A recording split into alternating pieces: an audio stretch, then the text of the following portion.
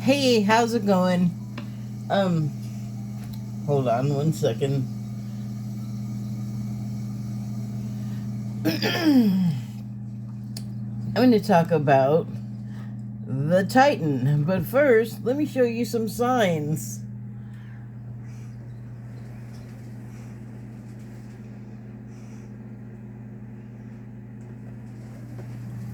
Okay. There we go. Oh. So, what I want to talk about here is one moment. I'm not entirely prepared. I know I'm gonna do a review here, or not a review really, but whatever you want to call the thing I do about this.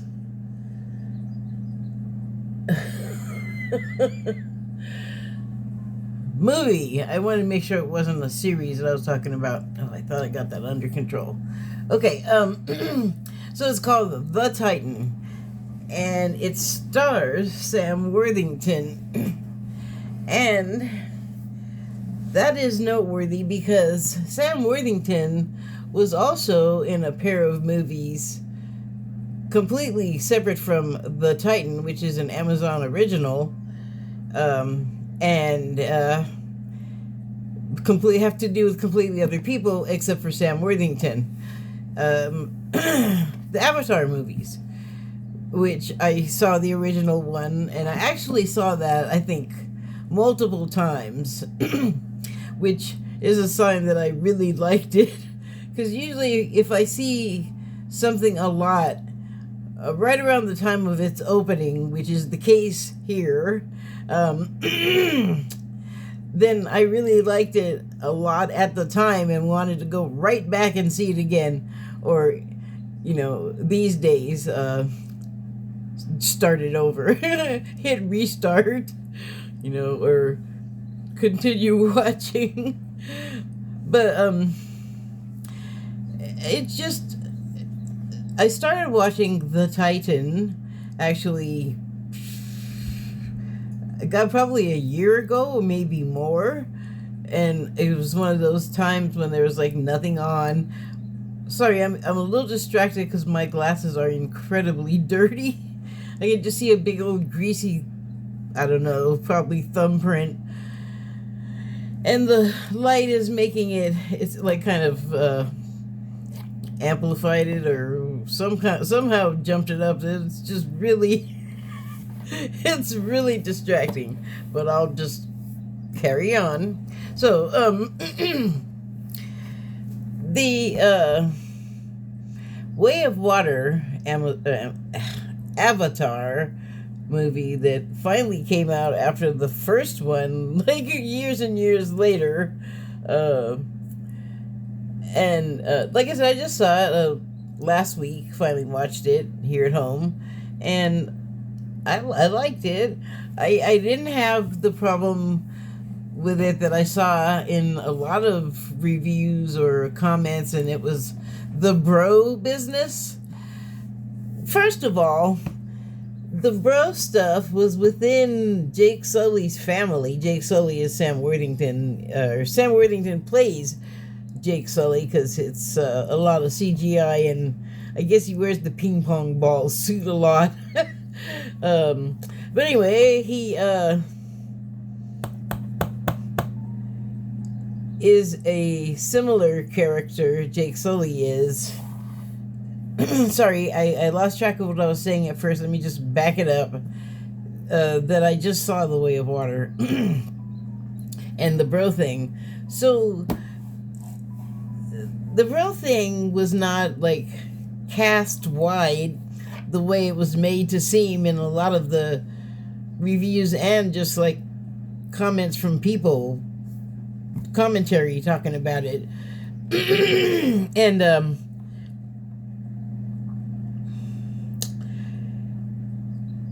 it's like Jake Sully's kids talking to each other, and so obviously he, being the Earth guy, would have brought that slingo to his family. Like he would have they would have picked it up from him, you know, like from the earliest years, right?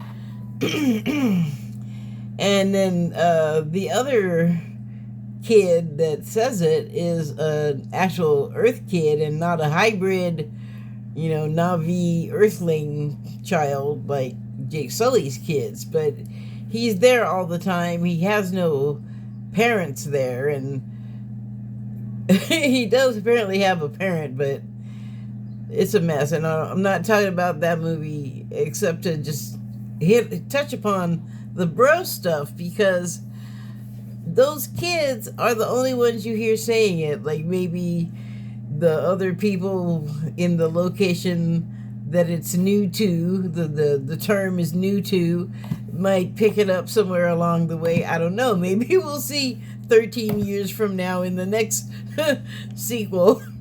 But that was like the worst. Well, it wasn't like the worst criticism I can think of that I saw about it. It was probably the one, and it's not so bad, especially once you get to see it and it's not the whole cast, everyone bro this and bro that. I don't know why people like blew it up into so much more than it actually is, but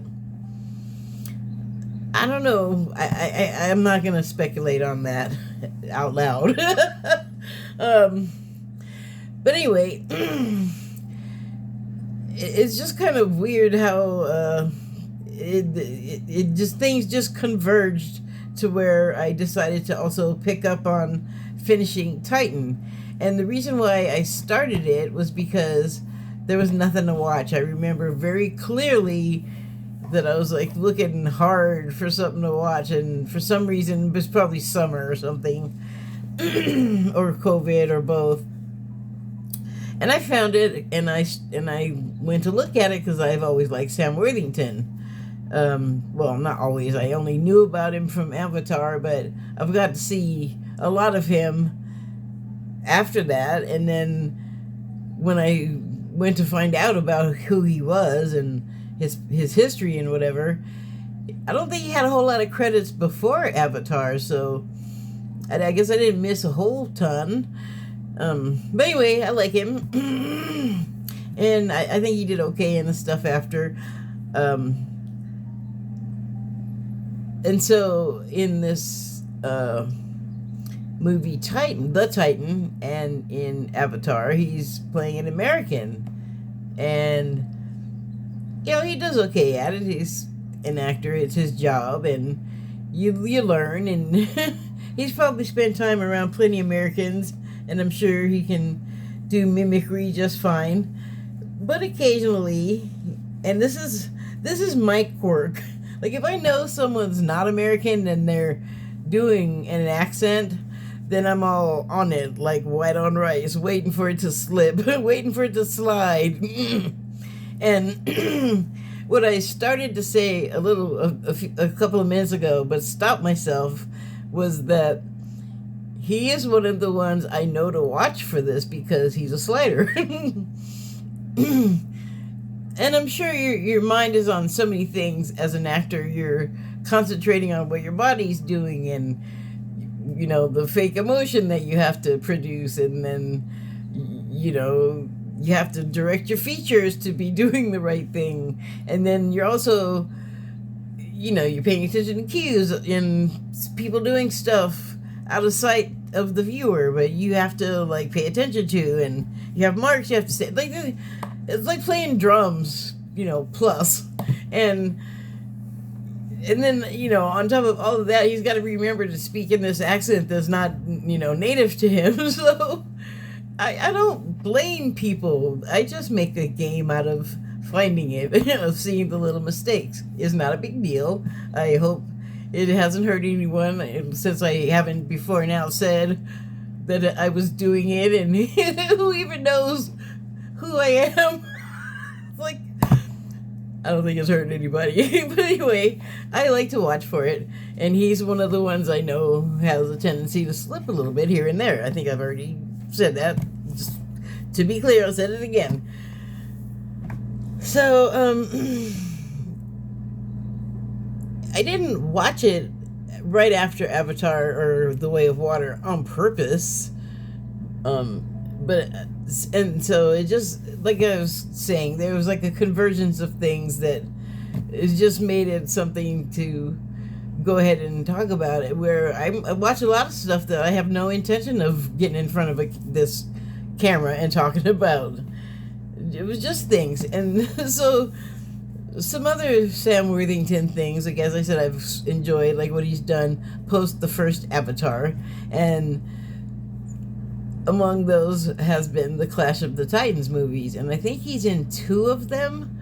And so that was just like a funny little thing, Clash of the Titans, and I didn't really click on that until right before I started doing this here, because I almost started and was going to be all Titan, and completely leave off the because I didn't do my sign with the... Oh, thank you. Well, I hope this is... You're going to have to suffer through this much light. Anyway, thanks for distracting me. Oh yeah, so I was gonna... I didn't do like my thing with putting anything on a sign behind me, like the movie's title and the cast list and all of that, just because I didn't feel like it. So I'll include, some information that I would have put there in the information box below this video, or whatever the box is called, where you can put stuff. Anyway, I was gonna just go ahead and just talk about it like I'm doing, and be all blah blah blah blah blah Titan movie show thing. And actually, I would have been wrong. The title is The Titan, which then, I don't know, I'm sure I thought of it when I landed on this movie to watch, like whenever it was the first time, but I don't remember particularly noticing that this was called The Titan and he had been in Clash of the Titans. So, like, it didn't even register, I guess, until right before I started doing this. But like I said, I'm glad that I don't know what triggered, like, pointed me to go... Did I already say? I might have already said, but for some reason I decided to pull up the cast list and IMDb, whatever, just for information to talk about it, the actual plot. And so the reason why, besides the fact that he's in this Titan movie and the Avatar series, the reason why, oh my, did I forget the reason why? Because it seemed like a big deal. Oh, the similarity between the two, other than the fact that he's in both of them. Well, I don't even know where my brain went. I got lost, like, right in front of me and you. I don't know if I should be alarmed or not. Anyway, in Avatar, Jake is an American, but he's a soldier, and he does have, like, I believe, siblings, and obviously he would have parents, and probably there was a girl involved, but because of physical challenges, I don't know if he had one, and then maybe he didn't have her anymore because things changed, or, like, I don't really remember a significant other being significantly touched upon. But he is a service-oriented personality, so he's joined the service, and even in his altered condition, he's still serving and goes on this mission where he undergoes a really radical physical transition. Sorry, sometimes I get, like, I'm thinking about something and I linger on the word over long so I don't forget what I'm saying. At least I hope that's what I'm doing and not having a mini stroke. Anyway, So, in the Titan, what's this dude's name that Sam Worthington also plays? The lead character in the... Okay, so yeah, in the Titan, he plays Rick Jansen, Lieutenant Rick Jansen, and again, he's a service member, and there's a line that I thought, or like just a whole little scene, I guess, that sort of sticks with me, and it's a assembly of the people that have either been recruited or volunteered. I'm not sure what the procedure was, but they're going to go on the mission. So it's a orientation, and they're just talking and learning about the mission and who's going to be able to go and what potentially are going to be like physical challenges that they'll have to face. And spoiler alert, this came out in I think 2018, the Titan, so it's not that old, but I'm not like real stringent about not spoiling. Anyway, so yeah, he's a service member again, and they're in this orientation, and there's scientists and other military, and just, I'm sure, odds and bods of whoever would show up and be useful for a mission to start populating another world, because of course Earth is blowing up and dying, and that's what you do. You don't fix it. You don't stay behind and try to fix anything. You just like pack up some people, go find some place that can be kind of habitable, and let the adventure begin. Always gotta have something in my mouth. That's like not a good trend to start, and I don't know what to do about it, because it seems to be a fact of life. But anyway, where do the people go? It's a planet in the solar system. It's not like exotic or unheard of or anything. But one of the things that Lieutenant Rick Jansen also has to do... Oh, wait, I'm still in the assembly, the orientation. And there's all this assortment of various types of professionals that you would need for a repopulate a planet or populate a planet mission. And there's a young guy, and he's kind of like one of those people that like they're very smart, and they're like an activist type, and he's every suggestion that people are making, from the like instructor to the fellow attendees, he's got like some kind of answer for everything, and it's always like a like, quit throwing a stick in people's spokes and let them get a word out, mister. I mean, just finding something wrong or something that can go wrong with everything, just being a real pain, basically. And Rick finally says, hey,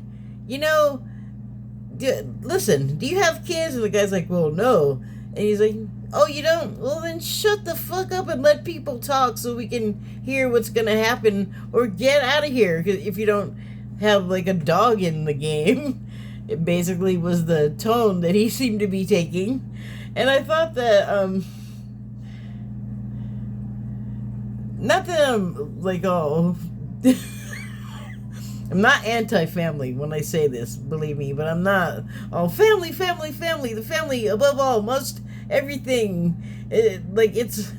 I've talked about it before. It's a media trope that I think is a little strange and overwrought, and it a little bugs me, but it's okay. I have family. I am in a family. I'm part of one. I don't have like the personal family unit Naomi here.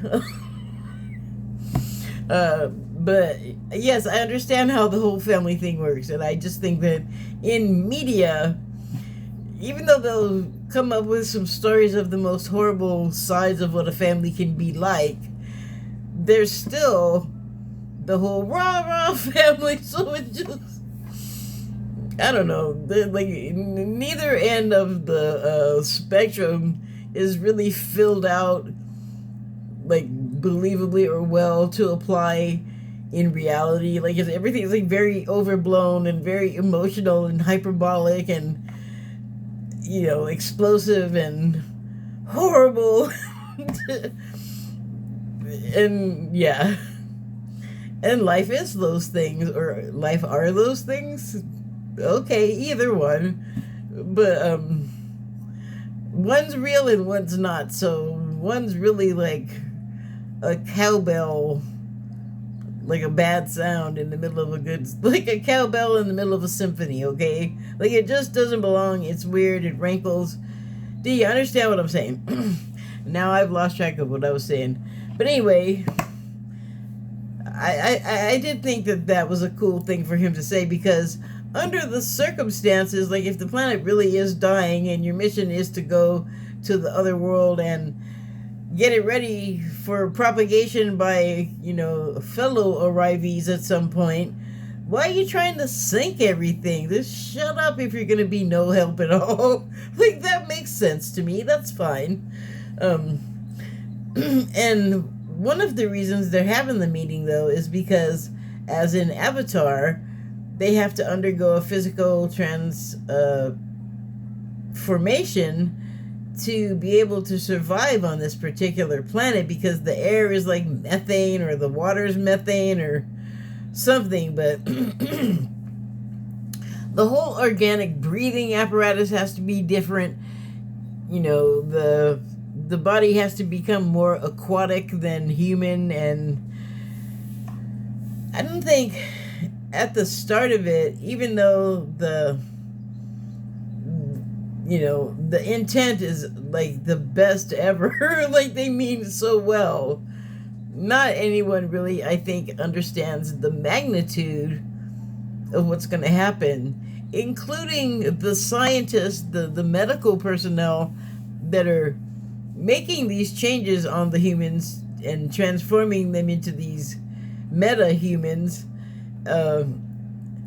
It comes up a number of times that they basically got like a Krieger from Archer as the scientific doctor, because he doesn't know what's going to happen. He doesn't know what the effects are going to be. He's mixing like human and animal DNA and other odd chemical formations, and just who knows. It's just not traditional, not peer-reviewed, but apparently it's at the point where they're throwing everything, all the spaghetti at the wall. So I guess those are the conditions under which this is happening. And it should have really made everyone go, maybe we should try and figure out something here, if everyone were to learn that the lead science guy don't really know what's going to happen or what he's doing, because everything he's doing is frowned upon by science usually, and isn't done and hasn't been done by ethical people. Just so desperate and crazy. But the other thing that people aren't considering is, once this person makes all these transformations, he's going to be more like the people making the transformations with him than he is with the pre-existing family unit. And there is a part where another team member, who's sort of like, maybe it's the quality of the Dr. Frankenstein running the mission, that he doesn't catch that this one other person, changeling in the group, it has kind of a bit of a psychological issues and is not stable.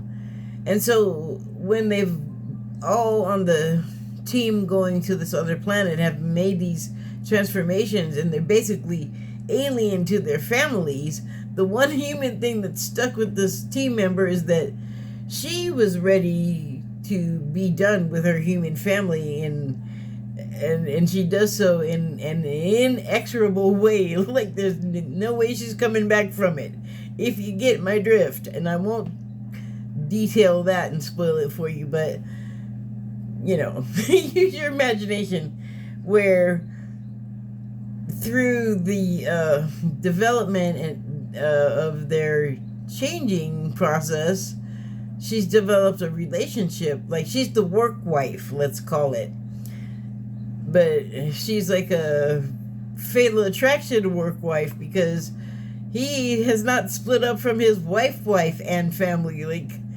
even as he becomes more of a strange thing, and the son, I think, sees it through a comic book lens until later, when things are less fun and more scary.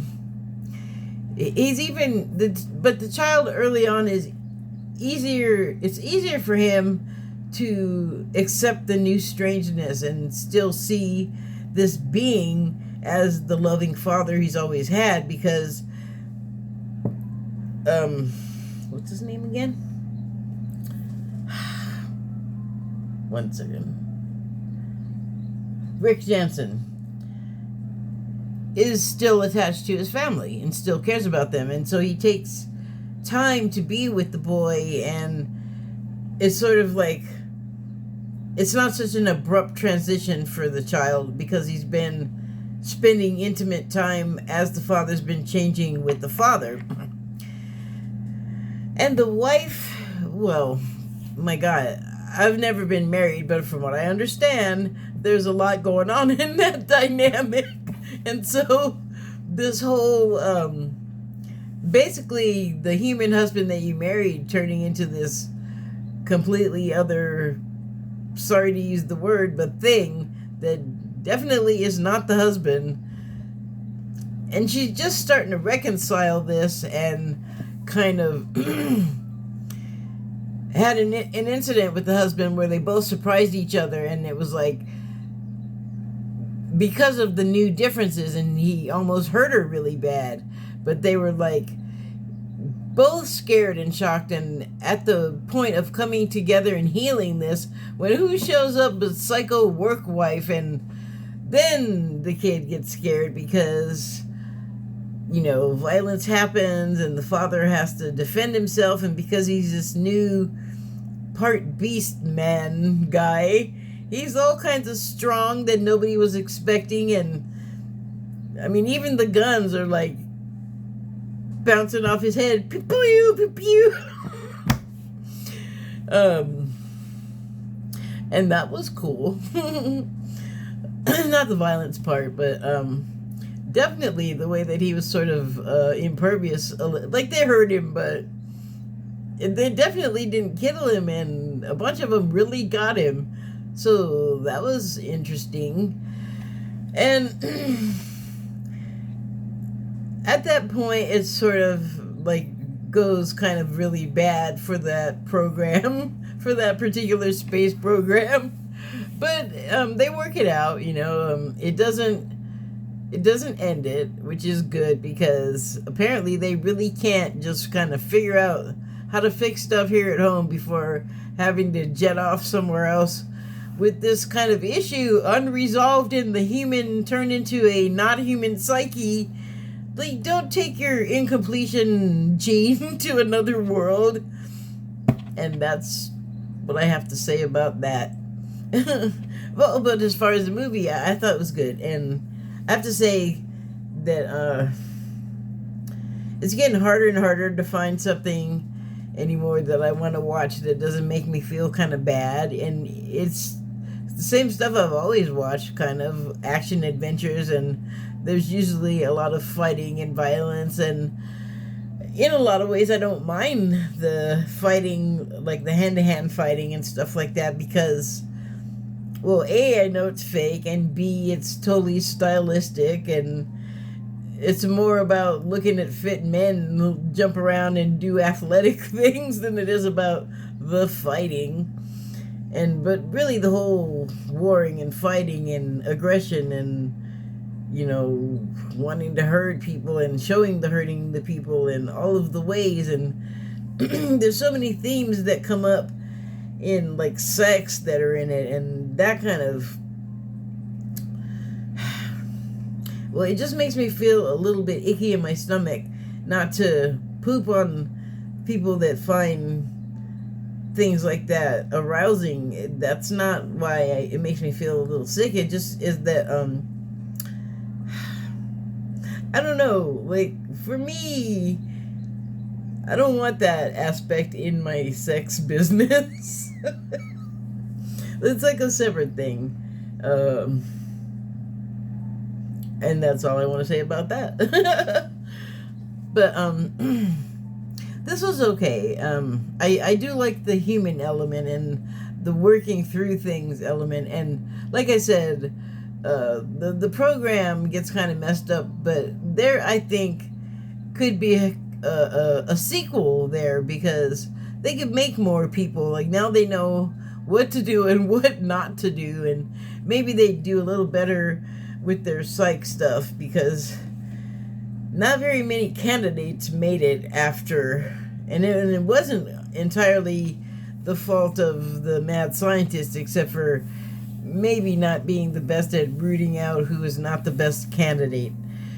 So, you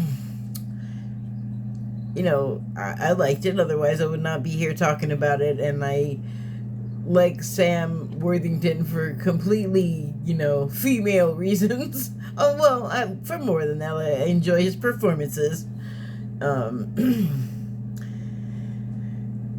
rest of the crew, I don't think they were, like, well-known people, so I just don't have a whole lot to say. Hold a moment, I will consult the cast list and see if I'm forgetting something that I'll want to, well, that I don't want to have to come edit in later in text. Hold on, be right back. Okay, I just wanted to be sure that I wasn't not mentioning someone who's got, like, a big name that probably you would want to know was there. But that's not to say that everyone didn't do a fine job. Like, if I had a complaint, which I don't, about the cast or really the movie in general, I don't, but the cast did very well. Like I said, I can't complain. They certainly did as well as a well-known name would have done, easily. And that's a yeah. Or, sorry, that's a yes on this one. I like it. It is good. Go out and see it, or actually stay home and see it, more likely. But I suppose you could download it and take it somewhere. I don't know. I never download stuff. I just watch it wherever. So I don't know why that functions there. But, you know, I'm not a technical... Certainly not genius anyway. Thank you and good night.